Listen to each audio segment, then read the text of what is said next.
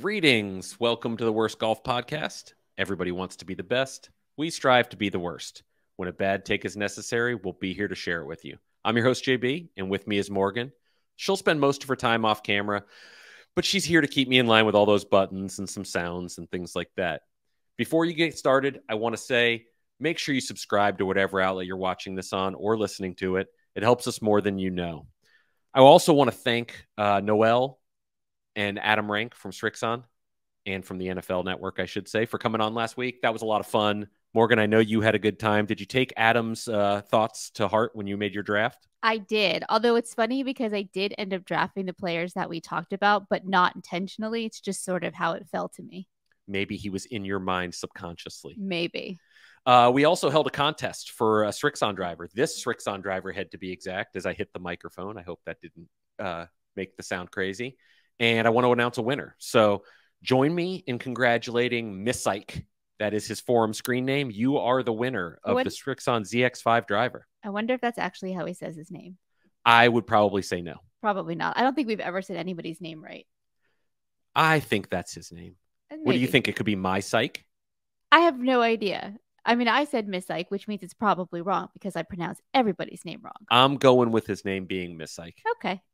Also in the news for Srixon is not this driver, but so the USGA conforming list has something of I'll call it a list. It's online and it gets published once a week.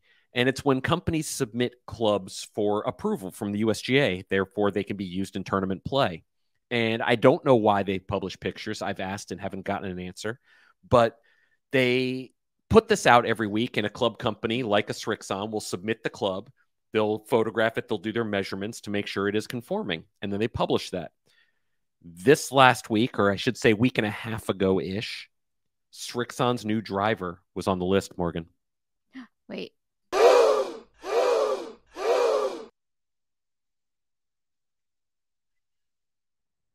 They had a new driver on the list. It's called the ZX7 MKII LS. And if you want pictures of it, or if you're listening and want to find pictures of it, you can go to the THP forum. It's there. Driver still had rebound frame, which was their big tech story from last year with the current model. Really good technology, actually, as far as the face. But it also had movable weights front and back. LS tends to do that as you can move the weight forward. Moving the weight forward will reduce spin, generally speaking, and I'm talking in generalizations here. It's intriguing, and I have a feeling it's going to be in bags on tour relatively soon. We're in that part of the season when a lot of club testing gets going on, and that one seems like it's going to get in the bags. People don't realize it because for so many years, Srixon players... Notice I said Srixon. There's no T in there. I'm listening to how you're pronouncing it. Srixon players played their irons, had the Cleveland wedges, Srixon ball. But when it got to the metalwoods, they didn't play them. You know, players like Hideki and stuff like that. And that changed with this line. As I drop it on the desk and ruin the show, make it worse than it already is. That changed with this line. And we saw Hideki put it in play. Yeah. And others. And I think we're going to see that again with this one. I have no information. I haven't talked to Srixon about it. I tend to wait until after the USGA, knowing that they'll get me the information before launch anyway. So excited about that. Obviously, as it gets closer to release, we'll have a lot of information on it coming up. But figured it was a nice little segue from the ZX5 winner in Miss Psych so we think to the ZX7 MKII LS. That's a mouthful. It is a mouthful. Also on last week's show, I may have dropped a teaser or a hint, something exciting coming from Srixon. I have no news on it. And in fact, I probably shouldn't have even dropped the teaser, but it seemed at the right timing. I know Morgan gets mad at me when I do that. It drives me crazy. But in this case, we do have something exciting coming from them in 2023. I had to think about that. I know. Did you notice me enunciate the words? I had to think about that one a little bit because I kind of forgot what year we were having. We were in. Especially this time of year, because we're always focused on 2023 and what's going on for next year, that I forget that we're still in 2022. So, funny story about that. I was in a text chain with a couple of people that I work with in the industry, and I said I forgot to do something, and somebody made a joke of that's what you get when you turn 50. And I wrote back, haha, joke's on you. I'm only 47. And then he responded with, well, actually, the joke's on you because I know your birthday and you're 48. Yeah, you are 48. And I realized at that point that things are kind of just a blur at this point. Mm-hmm. And I'm kind of just going with the flow. I'm even keel. You know, that's me. That's what they call me, is even keel. Oh, for sure. You're very just like patient. Yeah. Just relaxed kind of person. So, yeah, that was pretty interesting that I found out I aged a year in about 2 minutes. But we do have something exciting coming with Srixon in 2023. Stay tuned for that. As we get closer to the end of the year, we'll kind of drop some information, but it's something you are not going to want to miss. What Arrow doesn't want to miss is BarkBox. Everybody loves BarkBox, and we want to thank all the listeners, viewers, subscribers, readers that have signed up. If you have a dog and you aren't using BarkBox, you're missing out. Box comes every single month, and if you sign up at www.barkbox.com/THP Golf, you'll get a free month added to your multi-month subscription. Obviously, if you want your dog to be happy, basically, what I'm saying is if you love your dog and you don't subscribe to BarkBox, you're a terrible dog owner. I'm really not saying that. And but obviously you hate Arrow then too. Yeah, obviously you hate Arrow, who is down by our feet during this show, not in his normal chair next to me. I don't like it. Yeah, it's kind of weird. I feel like he's chewing on wires or something. But probably you're trying to get into the trash. We're moving right along here. And one of the things that we brought up a couple of shows ago is a new segment called Weird News from Our Home State. And Morgan's got a doozy this week. Oh, I do. This is going to be a good one. Are we ready? We are ready. Okay, here we go. Florida man. I always like starting with that. Actually, let me go back and start with this. This is an older story, but it was so good I had to tell it anyway. How old are we talking about here? Like a month ago. Okay, that's not too old. No, it wasn't like several years ago. It was a month ago. So, Florida man arrested on DUI charge after driving scooter into Walmart shelves. The man was running into shelves and swerving. A 39-year-old man was arrested on allegations of driving a motorized scooter while drunk and crashing into shelves Sunday at a Walmart in Melbourne. According to Melbourne police, the man was driving a Walmart scooter and had his... I changed your lights, by the way, because you're talking about Walmart. I figured blue made more sense. I thought something changed as I was reading it. I was like, did I hit something? Because I kicked the table. No, I decided to set the mood for you. Threw me off there. Now I got to start over. Credit for me. According to Melbourne police, the man was driving a Walmart scooter and had his open backpack sitting in the scooter basket where an open bottle of Smirnoff vodka could be seen. Police said the man was seen swaying in the scooter and running into shelves, and he nearly struck other customers. Police said the man had glassy eyes and smelled like alcohol. The scooter driver was unresponsive when asked to show his ID and had to be taken to a patrol vehicle on a stretcher. The man refused a breath test when he was taken into custody, according to police. The man was booked into the Brevard County Jail on charges of DUI, refusal with prior citation, disorderly intoxication, and possession of an open container. Okay, I have so much to ask about this. I figured you did. First off, I had a DUI? Yeah, you could get a DUI apparently on a Walmart scooter. Who knew? But I mean, I could see a DUI if you were in the parking lot with it, but we're talking about like just driving through the store. Yeah, but he's still driving and he was still endangering other people. Standard scooter driver drives pretty terrible or takes up the entire aisle. Think about this, right? Think about if he hits this giant display and the display falls over and then it hits a child. Did you see that, by the way? What? Nailed it again. You're back to green light. Oh, look at you with all these new fancy devices. But seriously, he could have knocked over a big display and then the display hits a small child. That could hurt the child. So, I mean, he's a danger to others. Yeah, I get it. I mean, you could get a DUI on a bicycle too. I knew that. Yeah. But I didn't know scooter inside the store. Yeah. So don't drive the Finn scooter drunk. I can make no promises about that. I actually don't think I've ever seen you drunk. Yeah, I'm not a huge drinker. No. But by the way, yeah. This show is not sponsored by C4, but I'm drinking one right now because it said Super Brain Performance Feel. Yeah. Wow. It's not working. It says Performance Fuel. Oh, boy. The microphone was in the way of me reading it. and I feel no smarter. I just wanted to throw Which that flavor in is that one? I think I've had that. It's really good. It actually doesn't taste terrible. It's Freedom Ice. I don't actually know what it tastes like, but it is pretty tastes good. like freedom. Wow. Okay. It's like you're embarrassing yourself for not knowing. This guy. Yeah. So I'll ask everybody out there, leave us a comment below, if you've ever seen a drunk person in Walmart. I feel like that's a necessary thing. I think that's any day that ends in Yeah, I'm curious. Y. B, did you know you could get a DUI drunk on the scooter? I had to say I actually didn't know that. So yeah, that's actually really interesting. I figured you could in the parking lot. Like, I'll give them that. Okay, so now the next question would be, if we have any law enforcement officers that are here, what's the stat on that? Yeah, I'd like to know the actual code. Well, I mean, they could pretty much spit out anything, and I'll be like, yeah, that's right. I knew that. But... Oh, yeah, that's true. But yeah, like, what's the stat? Like, how often do you get like DUIs for non-motor vehicles, meaning like not like a regular car? Like, yeah, scooters, that is interesting. Bikes. I could say I've never had a driving under the influence, but to be fair, I don't drive under the influence. Well, no. Not even risk it. But I do have a wife that doesn't drink. It does help you. So, it's one of those things where there's always that built-in drunk driver, even though I'm not a big drinker. Maybe it's age. I don't know. I feel like you get to, like, I grew up in a house where people didn't drink. Same. And I feel like that's part of it. But now they do drink. I know. That's so weird. I remember when I first met them, you're like, yeah, my parents don't drink. And then the first time I met them, they're like, we'll have beers. I'm like, wait, what? Yeah, and they have wine every night. I don't, I think there's adorable, that age though. where either they can't tolerate each other anymore, so being drunk makes it work.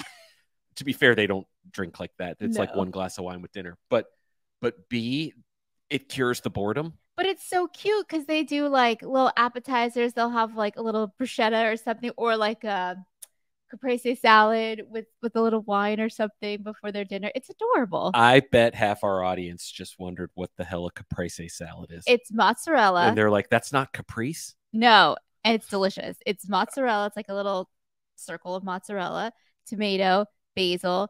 It's a little bit drizzle of balsamic, and sometimes people put oil on there too, right? Yeah, I think so. Yeah, it's delicious. It's refreshing.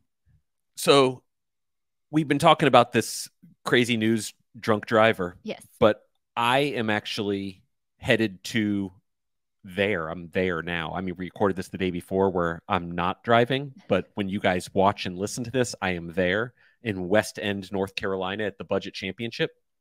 And we're doing something at the Dormy Club that is really, really cool. We were working with Budget Golf and Bag Boy, and Theragun is involved as well, where the participants are going to play some golf. They're going to meet the people from Budget. They're going to meet the people from Bag Boy. We're going to do a 2-man tournament. It's called the Budget Championship. And right now on our site, if you go to the website or the forum, you can enter a contest where you pick which one of the 8 2-man teams is going to win.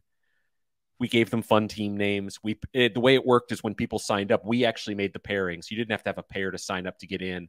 The swag is off the charts. Budget always does it right, don't they? Oh, absolutely. And also, just real quick, it was not easy coming up with those team names. No, it wasn't. You got to be a little bit more PC than we've been in years past. Yeah. And I'm not great at that. No, me either. But Budget does it right with the swag. The guys got so much stuff, including a Bag Boy Nitron, custom Theragun with the Budget Championship logo. My favorite is awesome. I think it's awesome. New golf shoes, new golf socks, 3 Peter Millar polos, which are really nice. We posted pictures of them. They look really good. Yeah, golf balls, backpack. Like there's just so much stuff. There's even a surprise gift they'll get when we get there. And we're doing this at the private Dormy Club where I was just there for the first time. Mm-hmm.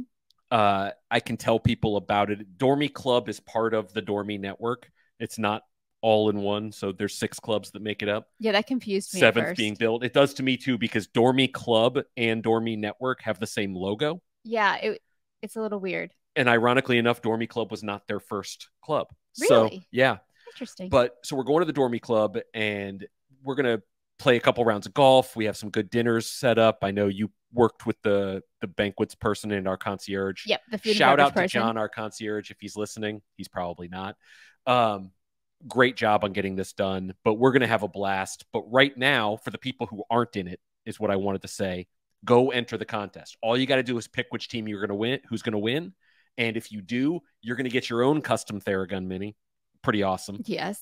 You're going to get some other stuff to go along with that. And you'll know the results next week on the THP forum. I like it. Yeah. It's one of those things where when you go to the Dormy Club or any of the Dormy Network clubs for an experience of ours, you're going to get great golf, but you're also going to eat really well. Oh, yeah. You've told me about it. Participants have told me about it that have experienced it so far, and the pictures are definitely drool worthy. Yeah, the level of service and everything else. So when you come back from one of these events, you kind of want to starve yourself.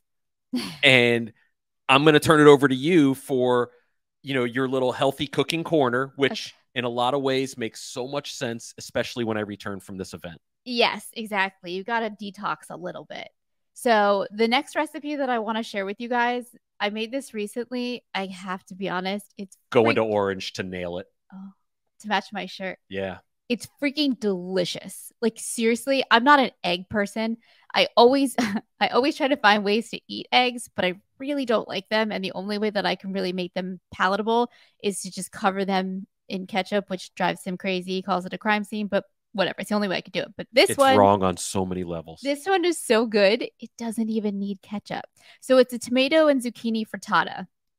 Don't let the name frittata scare you. It's super easy. Really, the biggest thing that you need is a pan that can go from stovetop to oven. So as long as you have an oven-safe pan, you're good to go. I won't read the whole recipe. We'll post it up on all of the different channels. But basically, it's so easy. You just take a bunch of eggs, whip them up, cut up a few vegetables. And by the way, a quick tip, if you don't want to cut up vegetables, grocery stores sell them all cut up all the time. And you can use any vegetables you want. Like this one called for zucchini and the tomato. If you don't like the tomato, don't use the tomato. It's pretty. Is bacon a vegetable? No. Oh. You could add it though. You could add bacon to it, but I wouldn't. I actually don't think that it would taste good in this personally. But like I had some green peppers and some spinach. So I threw that in there too because I like that stuff. And if anytime I can add more vegetables to something, I will. But really, I mean, you just cook it up on the stovetop, you add the eggs, you let it set for like a minute, you pop it in the oven, and you're done. Here's the biggest thing, and I'm going to make sure to write it on here when we post it up. You don't have to. You can use any cheese you want to, but I highly recommend following the recipe with either the Asiago or the Pecorino Romano because the cheese truly is what makes it because it's a real potent, strong cheese. And it's so good. And actually, you get a huge portion. The whole thing is 4 servings. And I'm talking, it's like a big piece. So there's my recipe. We'll get that posted up in the forum for everybody so they can try it out. I know the last one was a success and people really enjoyed it and had to get you back onto green there. And I was just going to say, if you have any questions or if you want questions about substitutes or anything like that, I'm always happy to answer them for you. Yeah. Apparently, you cannot substitute bacon for all the vegetables. No, you can't. I wonder.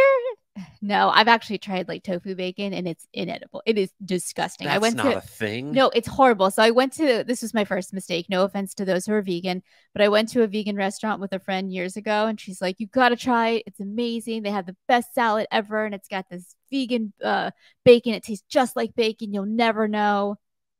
Oh, First of all, the texture is gross. The texture was like jiggly almost like Jello. I don't know. I could get down with some Jello bacon. No, it was awful. I turned around and spit it out in my napkin. That's how bad it was. It was terrible. That doesn't sound good. No, certain things were really good, but vegan bacon, hard pass. You know what does sound good? What? I just love that segue because there's no basis for it whatsoever. No. Titleist is releasing new drivers this week. They are. Oh, wait. What am I waiting for? It didn't work. There it is. Oh, a gasp. Yeah, I'm still working on this. They are releasing the Tsr Driver. Everybody kind of knows about it. It's been out on tour since, I want to say late June. It could have been early July, but I want to say late June and done really well. In fact, I think the first week it was released out on tour, it won. They have a very large tour staff, so that would make some sense. But it is the worst kept secret in golf, but it is being released later on this week. We will have a full article up. It's got some pretty cool technology. We know a bunch of THPers have gone through and gotten fit for it. So you'll want to read the story. I know James is going to put a lot into it, and he's hit them all. and has some great information on it, but you will want to read that one. We are also doing an event with them afterwards, but this is a release that I think is kind of important for Titleist. And Titleist is considered a giant in this industry, and they are a giant in this industry. No bones about it. They are known more for their golf ball than their clubs. Yeah. Sort of. Yeah, I think that they're definitely becoming, or I shouldn't say becoming, but are well known for their clubs too. Yeah. I would agree with you. When everybody thinks Titleist, the first thing they think of is Pro V1. Yeah. And so rather than head down all the data points and everything, when it comes to Titleist clubs, Scotty Cameron putters, Vokey wedges, they're really well known. Yeah, that too. Big sellers. Scotty Cameron for sure. Obviously, the golf ball is the giant in the industry as far as big sellers. I'm not talking about performance, guys. If you have questions about Titleist clubs or performance, talk about it on the forum. I'm not discussing that part. You're talking about name recognition. Yeah, name recognition and how they sell. But over the years, some people would say Titleist for drivers and irons might have lost their way a little bit. I'm not one of those people, but the sales kind of said that they weren't as good as they were in other categories. Okay, that's fair. Well, I think that's kind of changing. Okay. I think TSR will solidify that. I don't think I'm not coming out and saying it's going to be the number one seller on the market. It's not going to be. But I do think there's going to be an increase there.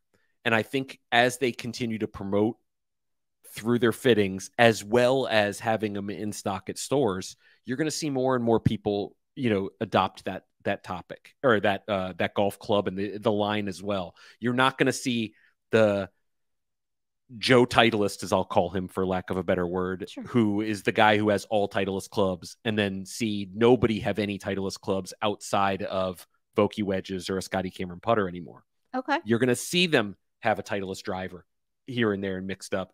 And I actually think that they could make a run at a Ping in the sales department. There's two other companies that are above both those in driver sales, but I think that you could see Titleist make a run at Ping with this one. It's got some neat stuff going on, and their messaging is pretty on point. They'll get to see it all when it comes out later this week, but I think this is going to be an interesting one. This is the stuff that fascinates you too, doesn't it? Because I know you love all the statistics on this. Well, I'm a marketing guy, and I don't mean that as a career choice. I'm not a marketing guy, but I like it. Right. Yeah, that's what I mean. Everybody gets so upset. Oh, it's all marketing. So? Yeah. Don't buy it. If you don't like it, don't buy it. You don't see the companies put out 10 yards longer than so-and-so as much anymore. I actually liked that stuff. It was pretty bold, and I used to try to match it and things like that, and then find the fine print. And yeah, it was. But I understood people's argument too, where they're like, if every year I'm getting 10 yards longer, am I going to start hitting 500-yard drives? Well, you're also getting a year older, and you're not very good. But rude. Did you just say I'm not good? Yes, but no. I'm talking about the casual golfer. But yes, I agree with all that. Yeah. But I do like the marketing. I think it's fun. I think it's bold. I think it's creative. And that's the thing I love is the creativity. Like I love it when there are some companies where I was like, did you really just put that out? But then there's like, I'm not going to say it. I want to, but I'm not going to. But then there are others where I'm like, that was super creative. Like, I don't know who came up with that, if it was a collective thing, but like, I liked that. I actually asked on social media last week, I think it was 2 weeks ago, actually, and also on the forum, like, what's the worst marketing? And maybe somebody else asked it. I think somebody else actually asked it, and I was just involved there. What's the worst marketing angle for golf clubs? And it was almost unanimous, Morgan. Which was? It was the puppets that TaylorMade did for the Jet Speed driver. And I want to say it was about 10 years ago. Might have been 12 years ago. I feel like I've maybe blocked this out. It was called the Speed Police, and they had these marionettes. Oh, yes. I remember now. And they actually had a media event where they took people in a jet from Carlsbad, I think, to Las Vegas. I actually missed that one. I was at the one before that, and I was invited to that one and couldn't go. It was a big mess travel. But yeah, the Speed Police is almost unanimously or universally panned. I'm really struggling to talk today. You need to drink more of your... Yeah, I need my focus power, which isn't even that. It's super brain. I can't even get that. It's not working.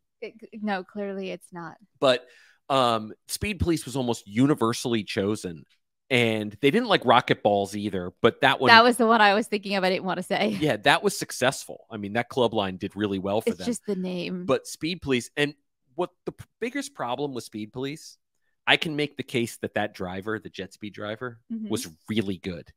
Okay. And it was ahead of its time.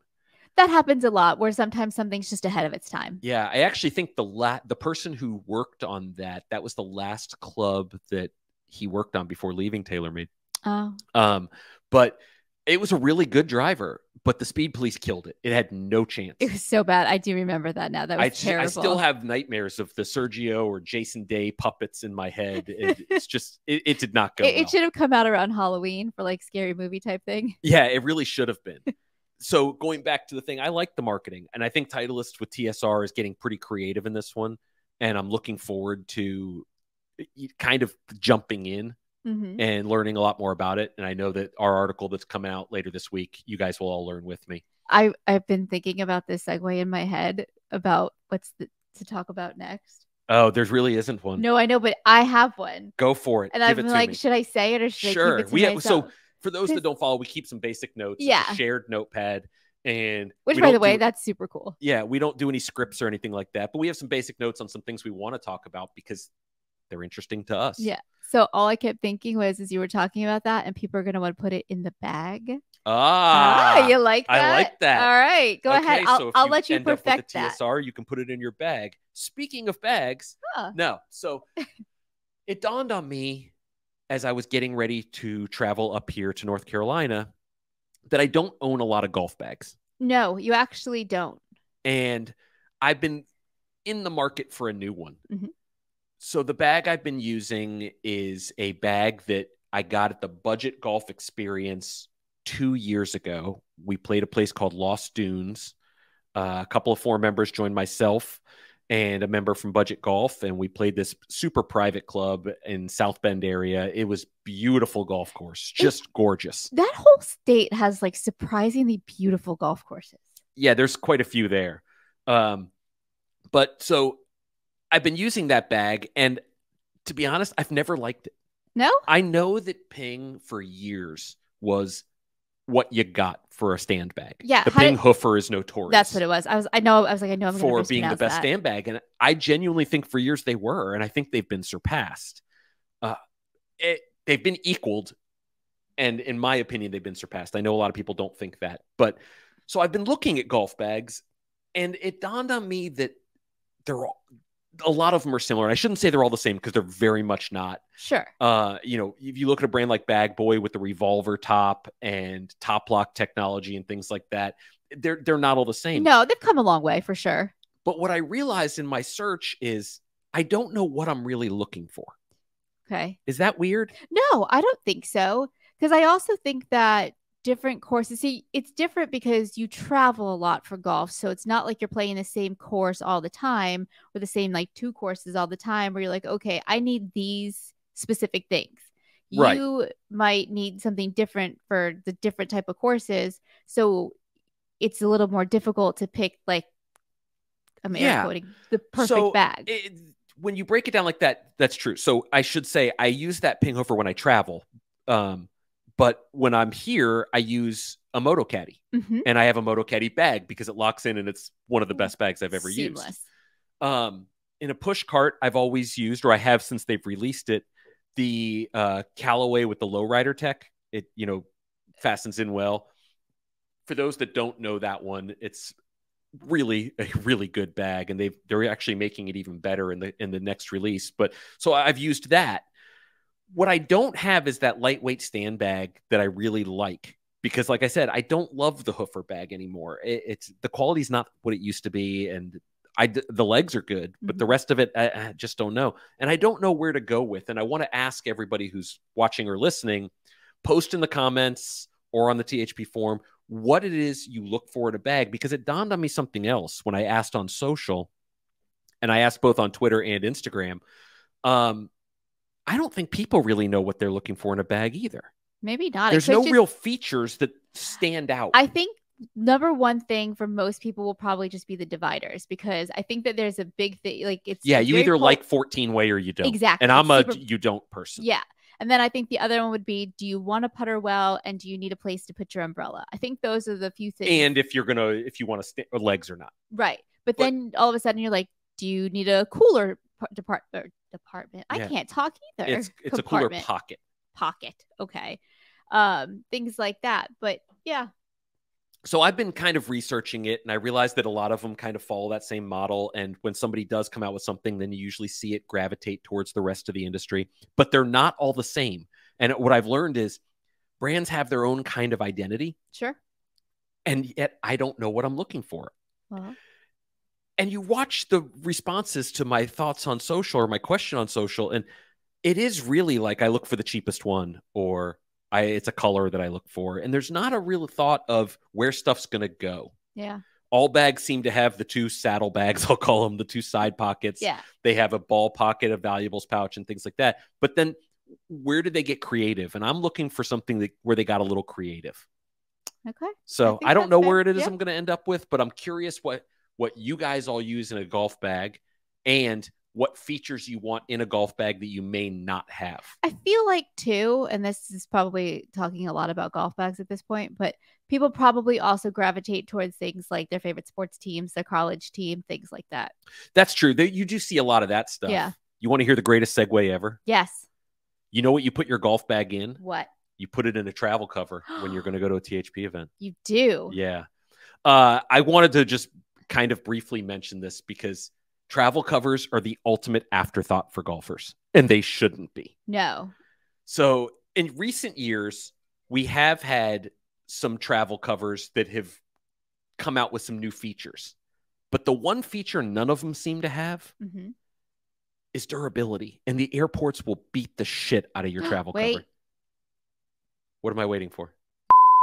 Oh, you're beeping me. You were a little late on the gun there. I know. I didn't know you were going to curse. I got to get the trigger finger on that one. So they really do beat them up. And I had been trying a bunch. And, one of them has the one with legs. I think it's a Sun Mountain. I cannot remember. My mind is fried right now. The one with the wheels? Yeah. Yeah. And I love the design of that one because of pushing it through the airport and everything is super easy. But I went through 3 of them. Yeah. Many. Doesn't it stand up on its own too that way? Sort of. Yeah. But I went through 3 of them in 7 golf trips, Morgan, where the zippers ripped. Yikes. 3. So much so that I had a trip. Go ahead. I was going to ask, though, is that partly your fault because you're trying to shove as many golf shoes in there as possible? I don't do that when I travel. I bring one pair. I've watched you pack that before. Yeah. It got so bad at my last time I used it. I was flying to Chicago, and I actually had to go to Budget Golf and get a new bag and buy one from their warehouse, which they don't like. There's no register there. That's not where you shop, because it ripped so bad that if I had just put it on there and put it in the plane, it would have fallen apart on the next flight. Yeah. So I jumped off of that one and I moved to an Ogio, which I actually really like, but it's almost too big. And recently I've been using a Caddy Daddy one they sent me, the first class. Now I've only used it for 2 trips. Okay. It's a great name, by the way. What's that? It's a great name. Caddy Daddy? No, first class. Oh, first class? Yeah. I can honestly say that it might be the most durable I've used. Okay. I mean, it's a small sample size, but it's small sample size, but the zippers just feel more.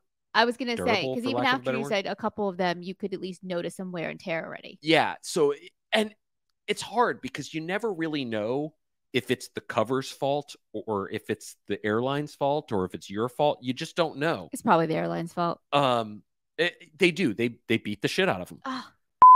Sorry. But so with the first class, the zipper area feels more substantial. The materials also feel more substantial. But so I tried it for 2 trips and it's like it's brand new. That's pretty cool. Yeah. So if you've used whatever travel cover you use, leave us a comment, let us know, and what your thoughts are on that travel cover. Because if you're looking for one, if you're going to a THP event or anything, check out the first class. It's phenomenal, and it's actually a really good price, which does not hurt at all. No, especially with things being so expensive. That's great. We have a great price coming up, and that's Super Chewer. Oh. If you have a dog that's not like Arrow. So that Arrow treats their toys like the TSA or the airlines treats your travel bag. She I nailed am it. nailing it today. She nailed it. Arrow has no teeth, but if your dog has teeth and beats the crap out of their dog toys, shreds them in a day or two, you're going to want to try out Super Chewer. If you go to www.superchewer.com/THP Golf and you sign up, you're going to get a free month added to whatever subscription you buy. It's just like BarkBox, except they take care of you. And I'm going to tell a quick story. Okay.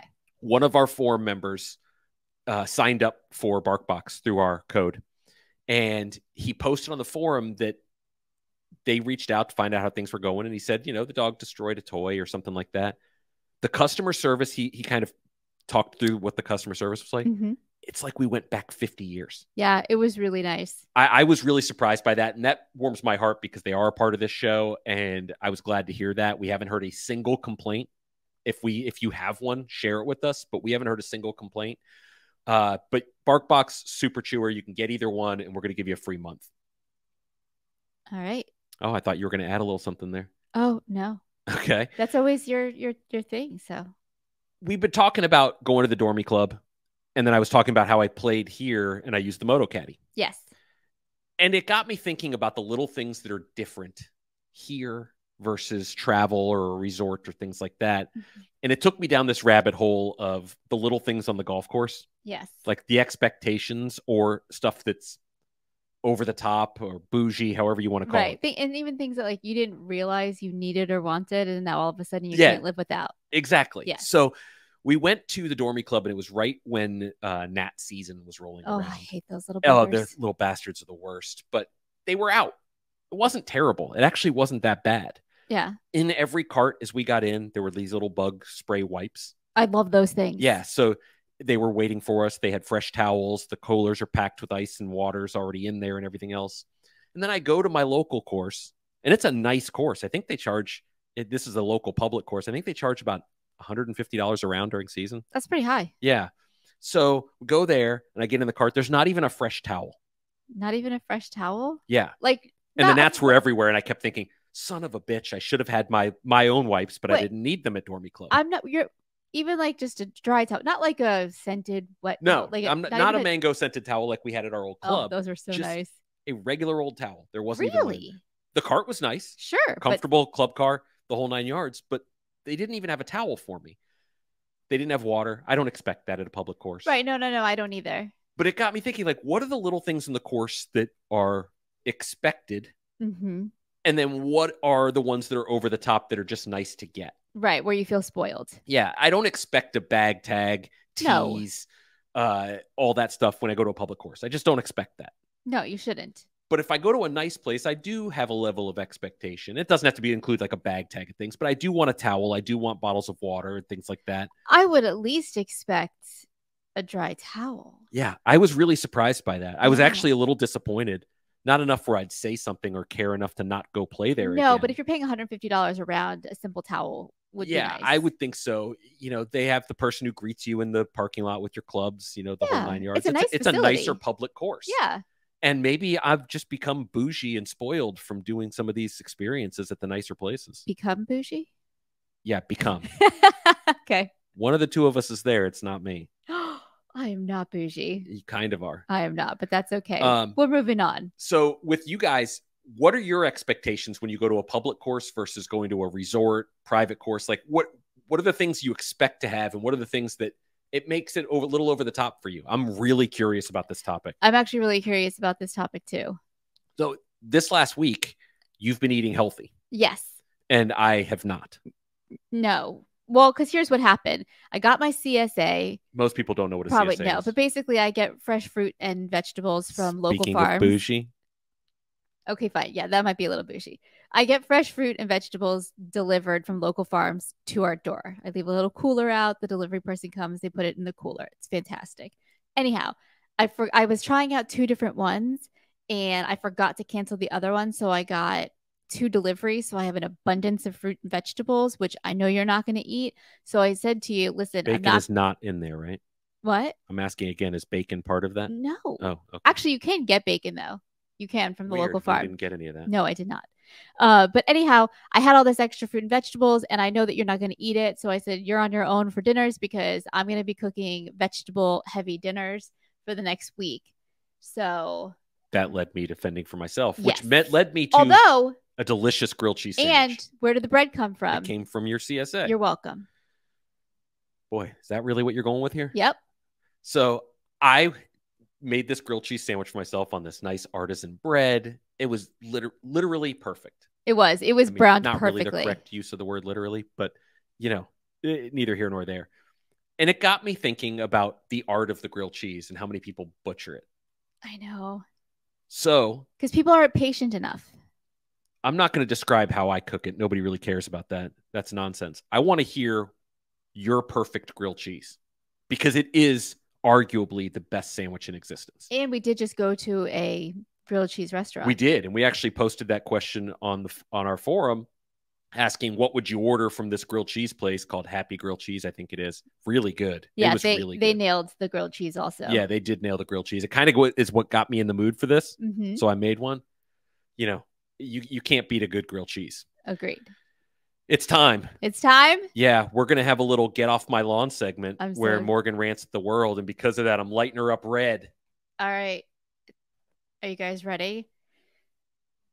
I'm still so angry about this one. So yesterday, I was trying to do something on the computer with a program that I have. I used to have a desktop client for it, but they got rid of the desktop client and said, you have to go to our online service. I think a lot of places are doing that now, right? Adobe and everything. It's a subscription model. Yeah, exactly. And in some ways it's great because I can use it from any one of my devices, but whatever. So I'm trying to do this one task that I've always been able to do from the desktop client that I can't figure out how to do from the online version. I Google it. I can't find it. So I was like, okay, fine. I'm giving in. I'm going to do the chat. I prefer to do chats than to call because a lot of times I can screenshot the chat, one, either for proof or two, so that I can use it as reference to go back to later. So I'm talking to this guy in the chat and he's asking me literally 1,000 questions that have nothing to do with what I'm asking for. All I want to know is, how do I do this one task? Well, let me ask you 50 other questions about all this other stuff. And I go, could you just tell me how to do this one task? This went on for no joke, like 25 minutes. And you're changing my light on. I didn't mean to. For like 25 minutes. Seriously, I'm not even exaggerating on this. And he just kept asking me more questions. And then finally he's like, oh, okay, well, you just need to do this. And I was like, are you effing kidding me? Are you seriously kidding me right now? Was he? No. Oh. No. And I was like, what is the purpose? What just happened here? Why did I have to waste my time on this? And it made me think that this happens a lot when you do these online chats because, and I get it, they're going from a script. They don't actually really know that much. But I'm like, just give me the answer. And part of it is a security thing, right? No, this was not a security thing. This was stupid questions, like seriously stupid questions. Oh, that's terrible. That's the exact opposite of the customer service BarkBox gives. That is the opposite. You're absolutely right. Oh, I'm as you can see, I'm red with rage. Red with rage. It was horrible. I'm still mad about it. As always, the Get Off My Lawn segment never disappoints. We'll switch you back over to green, and we're going to wrap up the show, but we have something exciting coming. We do. Next week. Yes. We are going to have a Mizuno contest. Wait.